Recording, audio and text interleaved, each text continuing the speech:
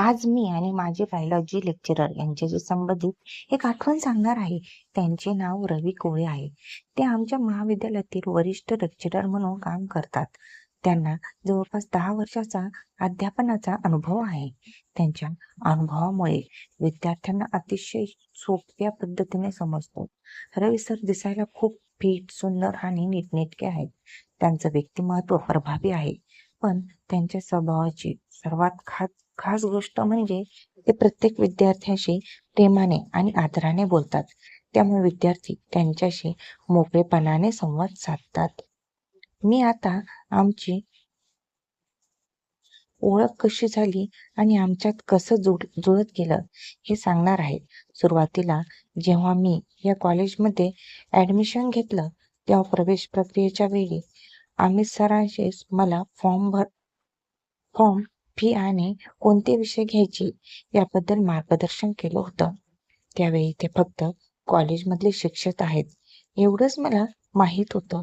ते बायोलॉजी शिकवतात हे मात्र मला तेव्हा माहीतच नव्हतं. कॉलेजचा दुसरा दिवस होता. आम्ही सगळे नवीन विद्यार्थी वर्गात बसलो होतो आणि नवीन शिक्षकांची ओळख करून घेत होतो. तेव्हाच आम्हाला समजलं की हेच अमित सर आमचे बायोलॉजीचे शिक्षक आहेत आणि पुढे तेच आम्हाला शिकवणार आहेत. ते ऐकताच मला खूप आनंद झाला, कारण ऍडमिशनच्या दिवशीच त्यांचं बोलणं, त्यांचा स्वभाव आणि ते त्याच वेळेस मला खूप आवडले होते. नंतर त्या दिवशी जेव्हा मी फॉर्म भरत होते, तेव्हा त्यांच्या छाप माझ्या मनावर बसली होती. घरी गेल्यावरही मी माझ्या बोटांचा उपयोग केला आणि योगा करून स्वतःला शांत केलं. कॉलेजमध्ये भेटलेल्या त्या पहिल्या व्यक्तीची आठवण सतत मनात फिरत होती. हळूहळू अमित सरांना सोबत करायची ओढ निर्माण होऊ लागली. कॉलेजला गेल्यावर त्यांना भेटण्याची, त्यांच्याशी बोलण्याची मला आतुरता असायची. त्यांच्या क्लासमध्ये माझं पूर्ण लक्ष त्यांच्याकडे असायचं. मी वारंवार त्यांच्याकडेच वळायचे. सुरुवातीला मी फक्त वर्गातच त्यांना प्रश्न विचारायचे. काही दिवसांनी मी त्यांच्याशी त्यांच्या केबिनमध्ये जाऊन विचारू लागले. त्या छोट्या छोट्या भेटीमुळे आमची ओळख अधिक वाढत गेली.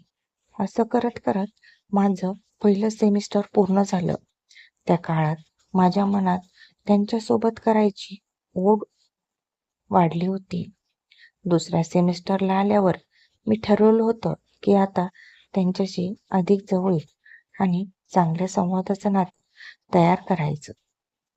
मी त्यांच्याशी अधिक जवळीक निर्माण करण्याचा प्रयत्न करू लागले. जेव्हा अधिक संवाद, अभ्यासाबद्दल चर्चा आणि मार्गदर्शन घेणं, एका नोट्स आणि अभ्यासाच्या चर्चेच्या निमित्ताने मी त्यांचा नंबरही घेतला, जेणेकरून मला त्यांना मेसेज करून विचारता येईल. त्या दिवसापासून आमच्यातील संवाद अधिक नियमित झाला आणि माझ्या आयुष्यात त्यांची जागा आणखी खास वाटू लागली. असं करत मी त्यांना माझी सवय लागली आणि तो दिवस आला. ओह, एक्झामच्या आधी आम्हाला 10 दिवसाची सुट्टी होती तयारीसाठी. दुपारच्या सुमारास त्यांचा SMS आला. झाली का तयारी एक्झामची? मी, हो सर. आणि तुला मला काहीतरी सांगायचे आहे. खूप दिवसापासून राहून गेले मी. हो सर, सांगा ना. अमित, तो मला खूप आवडतेस आणि मला तुला बायोलॉजीचे प्रयोग करायचा आहे. मी लगेच रिप्लाय दिला. मलाही खूप दिवसापासून तुमच्या सोबत बायोलॉजीचे प्रयोग करायचे आहेत. अमित, बरं, एक्झाम दिवशी करू मग बायोलॉजीचे प्रयोग. आम्ही दोघे त्या दिवसाची वाट पाहू लागलो. असं करत तो दिवस आला. आमची बायोलॉजी लॅबची परीक्षा सुरू झाली. त्या दिवशी परीक्षेसाठी आम्ही सर निरीक्षण म्हणून नेमले गेले होते.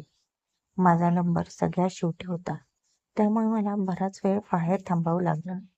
परीक्षेचा पॅटर्न साधारण 1 तासाचा होता. प्रॅक्टिकल पेपर आणि त्यानंतर प्रश्नांचा होता. एकीकडे परीक्षेचा ताण आणि दुसरीकडे शेवटी माझा नंबर येणार याची उत्सुकता. ज्याची ज्याची परीक्षा पूर्ण झाली ते सगळे एका मागोमाग एक बाहेर पडून घरी निघून गेले. हळूहळू संपूर्ण रॅक रिकामी होत गेली आणि शेवटी फक्त मी आणि अमित सर उरले होते. थोड्या वेळाने अमित सर माझ्याजवळ आले आणि माझ्या प्रॅक्टिकलसाठी तयार माझा नमुना तपासू लागले. त्यांनी एक एक गोष्ट पाहिली. अरे वा, खूप छान. तुला तर आज फुल मार्क देतो. अमित, अगं तुझ्या तर हा प्रयोग खूप मोठा आहे. त्यांनी मला माझा नमुना दाखवायला सांगितलंय. ते अगदी तयारीत होते. कधी सकाळी सगळे जातात आणि कधी हिला करू. मी त्यांच्या प्रश्नाप्रमाणे माझा नमुना दाखवायला सुरुवात केली. त्यांनी माझा नमुना अगदी हळूवार पाहिला.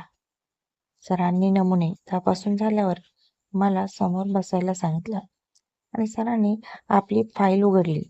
त्यांनी आतून पेन काढला. तोंडी प्रश्न विचारायला सुरुवात केली. त्यांनी मला घाई केली नाही. सरांचा प्रश्न खूपच कठीण व मोठा होता.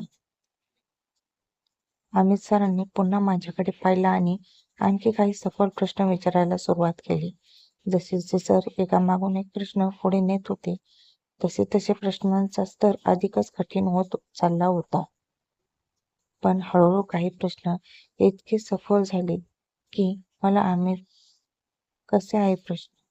खूप कठीण आहे तुमचं प्रश्नाचं उत्तर देणं आणि खूप मोठा प्रश्न आहे तुमचा.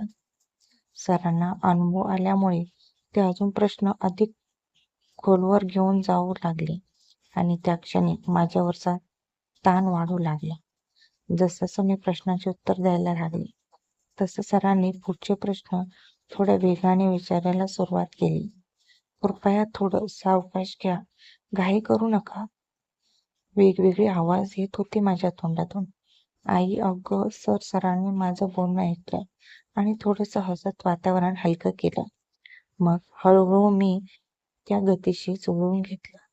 प्रश्नाची मालिका चालूच होती, पण त्यातून मला समजत होतं की ते माझ्या समजुतीची खोली तपासत आहेत. शेवटी प्रश्न उत्तराचा तो टप्पा संपला आणि माझ्या मनावरचा